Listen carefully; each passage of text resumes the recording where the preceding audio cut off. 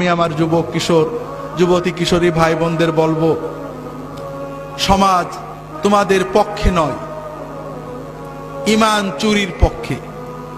পিতামাতা তোমাদের ছেড়ে দিয়েছেন, তবে অন্তত নিজেদের ভবিষ্যতের দিকে তাকিয়ে, দুনিয়ার ভবিষ্যৎ আখিরাতের ভবিষ্যতের দিকে তাকিয়ে নিজেরা সাবধান হও। দুনিয়াতে অপরাধ হবে, পাপ হবে, অন্যায় ভুল হবে, তবে দুটো বিষয় খুব ভালো করে মনে রাখো। নামাজটা কখনো ছেড়ো না। নামাজ, যদি সিনেমা হলে থাকো বেরিয়ে এসে নামাজ পড়বে, যদি খেলার মাঠে থাকো ওয়াক্ত মতো নামাজ পড়বে। নামাজটা কখনোই ছাড়বে না, যত কিছুই হোক সময় মতো নামাজ পড়বে।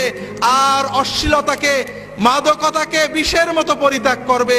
এই দুটো বিষয় যদি তুমি ঠিক রাখতে পারো, ইনশাআল্লাহ অন্যান্য ভুল ত্রুটি তওবা করবে, ভালো হবে, খারাপ হবে, এই নামাজ তোমাকে আল্লাহর পথে টিকিয়ে রাখবে। এবং ইনশাআল্লাহ তোমার বয়স যখন 50 হবে, তুমি নিজে অনুভব করবে এই দুনিয়ার জমিনে